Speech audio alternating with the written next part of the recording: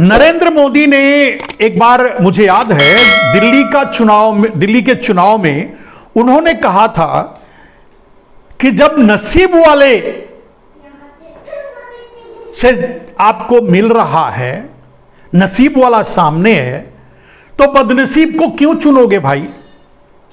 अब नरेंद्र मोदी की नसीब इन सब के लिए जिम्मेदार है, वही मान लीजिए। उन्होंने कहा था, मैंने नहीं कहा। वो तो चुनाव में जुमला छोड़ के चले गए। मैं तो बस पूछ रहा हूं कि क्या ये सब कुछ नरेंद्र मोदी की बदनसीबी के कारण हो रहा है। नरेंद्र मोदी देश पर पनौती बनकर छाए हुए हैं। नरेंद्र मोदी देश के सर पे पनौती बनकर चढ़ गए हैं। पनौती का अंत होते तो नहीं दिख रहा है।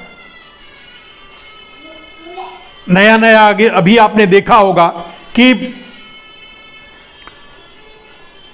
पूरा का पूरा जोशीमठ दरक गया है, खत्म होने की कगार पे आ गया है। प्राकृतिक आपदा हो सकती है, उसके पीछे विकास या और दूसरे बहुत से कारण हो सकते हैं। मैं तो बस नरेंद्र मोदी से यही पूछना चाहता हूं कि ये आपका नसीब है। अगर आपके नसीब से ये महंगाई है, 100 रुपए के ऊपर पेट्रोल है, डीजल है, 200 रुपए के ऊपर लीटर तेल खाना पड़ रहा है, 50 रुपए किलो के ऊपर आटा खाना पड़ रहा है, अगर ये महंगाई आपके नसीब से है, अगर ये आपदाएं जो आ रही हैं भारत में, जहां लाखों लोग मारे गए, वो आपके नसीब से है, अगर ये और भी आपदाएं जहां मरी, जैसे नोटबंदी की लाइन में खड़े होकर लोग मरे, बहुत से तरीकों से नरेंद्र मोदी के निर्णयों, बहुत से निर्णयों के कारण 700 किसान मरे रोड पर बैठ करके। माने जो ये मौतें हो रही हैं, ये अगर आपके नसीब से है, और अगर नया जोशीमठ में जो हो रहा है, अगर ये आपके नसीब से है, तो क्या ये देश आपसे ये मांग नहीं सकता कि हे नसीब साहब, आप हट जाइए, हमें आपका नसीब हमें भारी पड़ रहा है, आपका नसीब इस देश को भुगतना भारी पड़ रहा है। क्या ये देश कह नहीं सकता, पूछ नहीं सकता?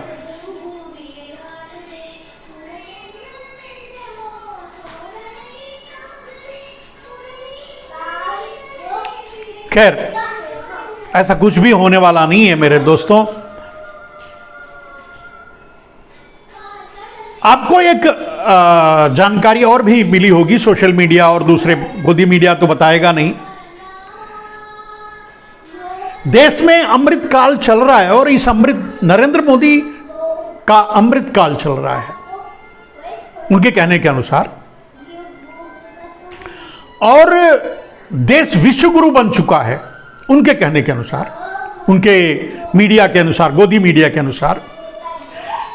लेकिन 600 से भी अधिक लोग प्रतिदिन भारत छोड़कर चले जा रहे हैं,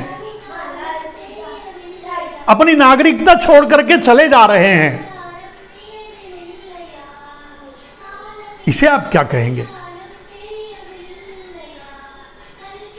क्या उन 600 लोगों को जो भारत की नागरिकता छोड़ के जा रहे हैं, जो 70 साल में पहली बार हो रहा है, इसे आप क्या कहेंगे? उनको अमृतकाल पसंद नहीं है? उनको नरेंद्र मोदी का लाया हुआ अच्छा दिन पसंद नहीं है? आखिर क्या बात है मेरे दोस्त? आखिर ऐसी कौन सी बात है कि लोग देश छोड़ने के लिए भी मजबूर हो रहे हैं, या किसी भी कारण से देश छोड़ रहे हैं? क्यों? उनको अमृतकाल नहीं चाहिए? उनको नरेंद्र मोदी का अच्छे दिन नहीं चाहिए? खैर, नरेंद्र मोदी के बातों पर बात करें तो 100 स्मार्ट सिटी आप ढूंढ के बताइए। आपको कहीं मिले तो मुझे उसका 1-2 फोटो भेज दीजिएगा, हम भी खुश हो लेंगे। 100 स्मार्ट सिटी की जगह 1-2 स्मार्ट सिटी का तो भेज ही सकते हैं आप। 2022 से पहले हर आदमी को घर में नल में जल, घर में गैस कनेक्शन, घर में बिजली,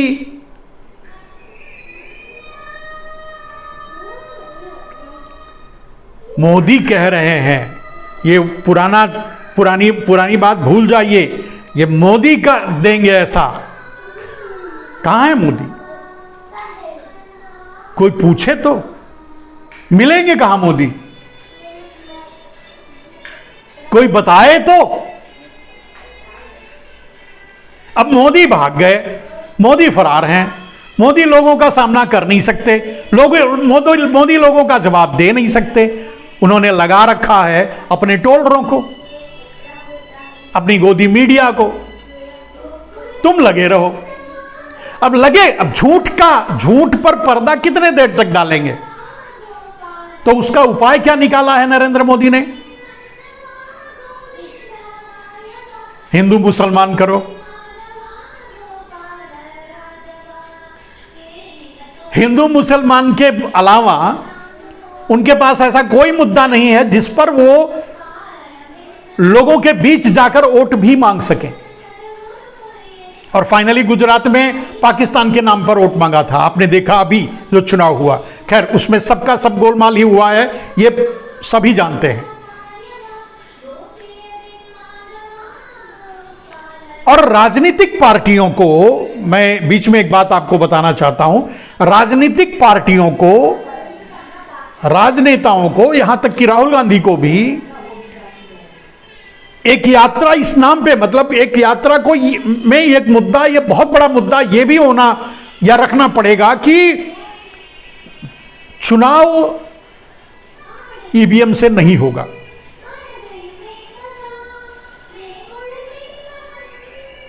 ये बहुत जरूरी है, क्योंकि जब धांधली करके, जब जबरदस्ती करके, जब गलत तरीके से चाहे तो कभी भी जीत सकते हैं, हम जीतते रहेंगे, फिर क्या कर लोगे? देश वोट नहीं देगा, लोग वोट नहीं देंगे, वोटिंग मशीन में वोट मिल जाएगा उनको, जीत जाएंगे, क्या कर लोगे? जुडिशरी बोलेगी नहीं, प्रशासन उनके साथ है, उनकी मुट्ठी में है, चुनाव आयोग निष्क्रिय हो चुका है। आपको सूचना का अधिकार आरटीआई द्वारा वो भी खत्म हो चुका है।